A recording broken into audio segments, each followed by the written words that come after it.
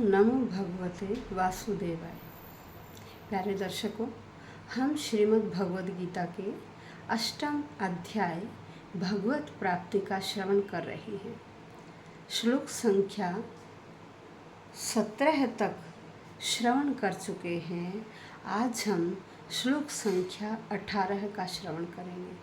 श्लोक संख्या 17 में बताया गया था कि ब्रह्मा का एक दिन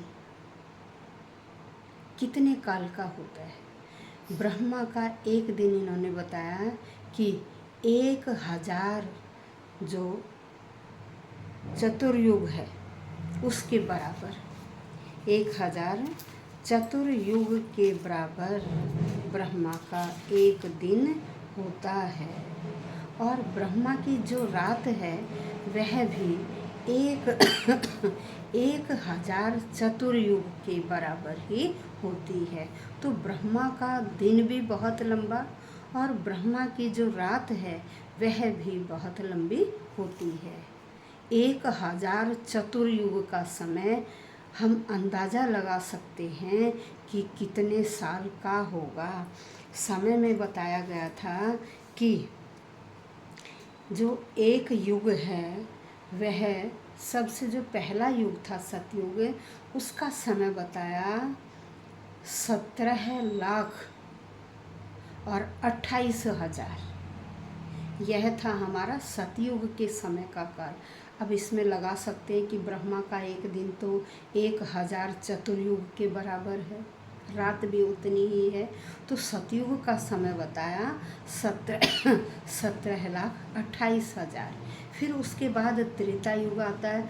त्रेता युग का समय बताया गया 12,96,000। 12,96,000। उसके बाद द्वापर का समय आता है। द्वापर के समय का काल बताया गया कि कितना पीरियड का वो काल होता है। वो होता है 8,64,000 वर्ष।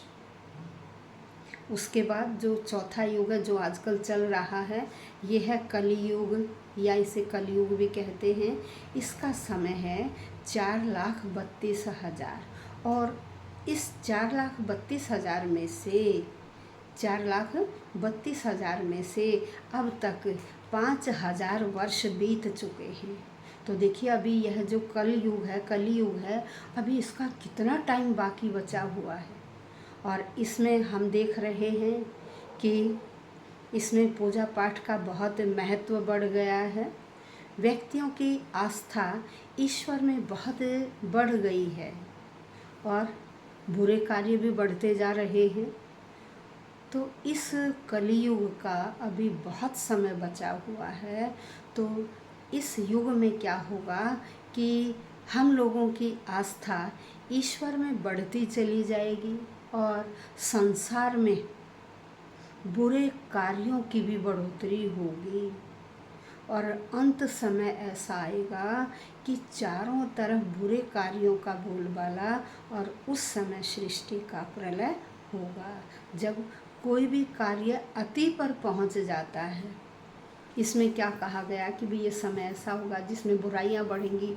तो जब बुराइयां अति चरम सीमा पर पहुंच जाएंगी, क्योंकि समय बहुत बाकी है अभी, तो उस समय क्या होगा जब ये 4,32,000 वर्ष का समय बीत जाएगा, तब सृष्टि का प्रलय हो जाएगा। फिर दोबारा से इसी तरह से युग परिवर्तन आते रहते हैं। फिर आएगा सतयुग, फिर आएगा त्रेता, इस तरह से फिर चक्र परिवर्तन चलता रहेगा।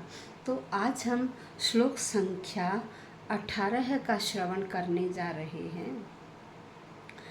तो आइए, इसमें क्या बताया गया है कि जो ब्रह्मा है यह अव्यक्त है। इसका शरीर बहुत सूक्ष्म है। उस सूक्ष्म शरीर से ही हम लोगों की उत्पत्ति होती है और अंत में हमारा प्रलय होता है। फिर हम ब्रह्मा के पास ही पहुंच जाते। जिस सूक्ष्म शरीर से हम उत्पन्न हुए थे, अंत में विनष्ट होकर हम उसी में चले जाते हैं। तो आइए, श्लोक संख्या 18 है। अव्यक्ताद् व्यक्तव्यः सर्वः प्रभवन्त्यहरागमे रात्र्यागमे प्रलीयन्ते तत्रैवाव्यक्त संज्ञके। अब आइए शब्दशः अर्थ। शब्दशः अर्थ अव्यक्ताद। अव्यक्त का मतलब है अव्यक्त से, अर्थात उस ब्रह्मा के सूक्ष्म शरीर से व्यक्त है, व्यक्त होते हैं, पैदा होते हैं। कौन? ये जीव। व्यक्त का मतलब जो दिखाई देते हैं। ब्रह्मा का शरीर किसी को दिखाई नहीं देता, इसीलिए उसे अव्यक्त कहा जाता है। कह रहे इसी सूक्ष्म शरीर से, जो हम लोग स्थूल शरीर हैं, ये सब उससे सर्वाः सारे प्रभवंती उत्पन्न होते हैं। अव्यक्त से अर्थात सूक्ष्म से व्यक्त जो स्थूल शरीर हैं, ये क्या है? प्रभवंती उत्पन्न होते हैं। अह आगमे।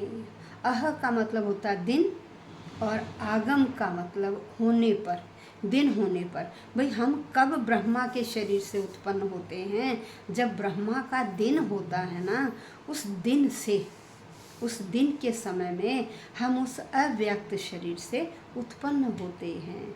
उस ब्रह्मा के सूक्ष्म शरीर से हम जो स्थूल शरीर है वो उत्पन्न होते हैं। फिर कहा रात्रि आगमे। भाई रात्रि के आने पर, दिन के आने पर तो इन्होंने कहा कि हम उत्पन्न होते हैं ब्रह्मा के शरीर से।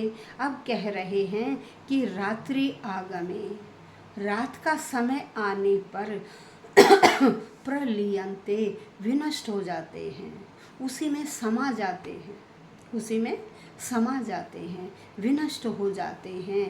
तत्रैव, तत्रैव, तत्र एव, उसमें ही, तत्रैव उसमें ही, किसमें? उस ब्रह्मा के सूक्ष्म शरीर में ही। फिर अव्यक्त। अव्यक्त जो प्रकट नहीं है, जो दिखाई नहीं देता, जो सूक्ष्म है, कह रहे उसी में हम प्रलीयन्ते समा जाते हैं, विनष्ट हो जाते हैं। संज्ञ के, कहे जाने वाले। किस? उस सूक्ष्म शरीर कहे जाने वाले, अर्थात उस अव्यक्त ब्रह्मा में ही हम विनष्ट हो जाते हैं, उसी में समा जाते हैं। तो यहाँ श्री कृष्ण अर्जुन को बता रहे हैं कि हे अर्जुन, देखिए ब्रह्मा के जब दिन का आरंभ काल होता है ना, दिन का जो स्टार्टिंग काल है, उसका आरंभ काल है, उसमें सभी जीव उस अव्यक्त से उत्पन्न होते हैं, और जब रात आती है तो दोबारा से उसी अव्यक्त में समा जाते हैं, अर्थात उसी में विलीन हो जाते हैं।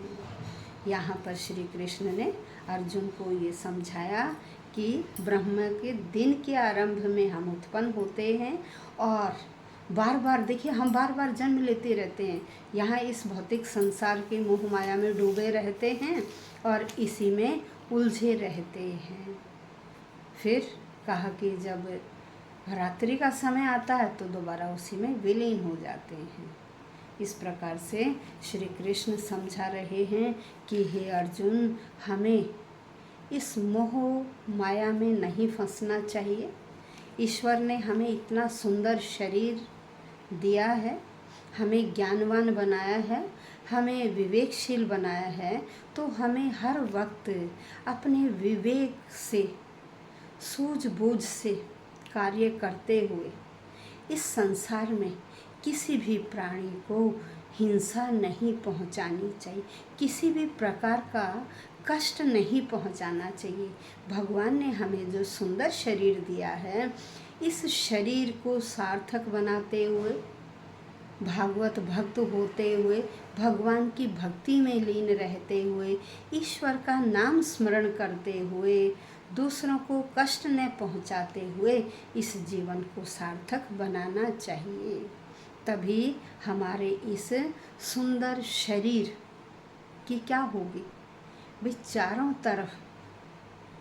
तरफ हर व्यक्ति क्या करेगा? हमारी प्रशंसा करेगा। यदि हम कोई बुरा कार्य करेंगे तो हर व्यक्ति क्या करेगा? हमारी निंदा करेगा। इसलिए हमें क्या करना चाहिए? हम इस संसार में आए हैं, जब तक भौतिक संसार में हैं, हमें अच्छे अच्छे कार्य करना चाहिए। किसी को किसी भी प्रकार का कष्ट नहीं पहुंचाना चाहिए, ताकि हर व्यक्ति जब यहाँ से हम चले जाएं तो हमें अवश्य याद करे। कैसे याद करे? अच्छाई के कार्य में, किसी बुरे कार्य के लिए नहीं। क्यों? क्योंकि देखिए, हम भगवान का नाम लेते हुए अपने जीवन को सार्थक बनाए। श्री कृष्ण भगवान हमें यही उपदेश दे रहे हैं कि जो हमारा कर्तव्य है, जो हमारा कर्तव्य है, हम अपने कर्तव्य का सही प्रकार से पालन करते हुए इस सांसारिक भौतिक संसार में अपने जीवन को सफल बनाएं। यही हमारी गीता दर्शन का, गीता ज्ञान का, श्रीमद् भागवत यही हमें ज्ञान देते हैं कि हमें भगवान की भक्ति में लीन रहते हुए ही निष्काम भाव से कार्य करना चाहिए। कभी भी सकाम भाव से कार्य मत करिए, कार्य को निष्काम भाव से करिए। भगवान का नाम अवश्य लीजिए। तो देखिए, हमें सफलता क्यों नहीं प्राप्त होगी। हमें अपने बच्चों को भी यही शिक्षा देनी चाहिए कि बेटे, भगवान का नाम चाहे आप 1 सेकंड के लिए लीजिए। कोई भी कार्य प्रारंभ करने से पहले उस भगवान को आप जिस रूप में भी मानते हैं, कोई राम रूप में मानता है, कोई कृष्ण रूप में मानता है, कोई नानक रूप में, कोई किसी गुरु के रूप में ठीक है ना, कोई शंकर भगवान के रूप में, कोई आदि शक्ति के रूप में, क्योंकि हमारी आदि शक्ति देवियों के भी नाम 9 नाम हैं। तो हम किसी भी नाम से अपने देवी देवता, भगवान कृष्ण, जो विष्णु भगवान हैं, शिव हैं, इनको हम याद कर सकते हैं। तो बच्चों को भी हमें यह कहना चाहिए, बेटे प्रतिदिन जैसे ही आप सुबह उठते हैं, उठते ही सबसे पहले आप जिसका भी नाम लें, जिसको आप अपना इष्ट देव बना लें, उसके सामने सुबह सुबह बिस्तर से उठने से पहले उस अपने इष्ट देव का नाम लेकर उसका धन्यवाद कीजिए कि हे भगवान, आपने हमें इतना सुंदर शरीर दिया है और हम इस अपने सुंदर शरीर को अच्छे कार्य करके सार्थक करेंगे। कभी भी हम छल कपट नहीं करेंगे और जो हमारा कर्तव्य है, हम अपने कर्तव्य का निर्वहन करेंगे, अपने कर्तव्य का पालन करेंगे और फिर उसके बाद अपने प्रतिदिन के कार्यों में लग जाइए। बच्चों को भी यही समझाइए और हमें भी यही करना चाहिए। हमें अपने बच्चों को संस्कार अवश्य देने चाहिए। यही भगवान कृष्ण कहते हैं कि भगवत भक्ति अवश्य करनी, भगवान का नाम अवश्य लेना चाहिए। ये नहीं है कि हम आध घंटा, पौना घंटा इस प्रकार से हम ढोंग रचें। भगवान हमें यह नहीं कहता, हम केवल 1 सेकंड भी यदि बिना छल कपट के उस भगवान के आगे नतमस्तक कर लें, उसका नाम स्मरण कर लें, तो वह या उस भगवान का वरद हस्त हमेशा हमारे ऊपर रहता है और हमारे किसी भी कार्य में किसी प्रकार की अड़चन नहीं आती है। ऐसा भगवान कृष्ण हमें उपदेश दे रहे हैं। धन्यवाद दर्शकों।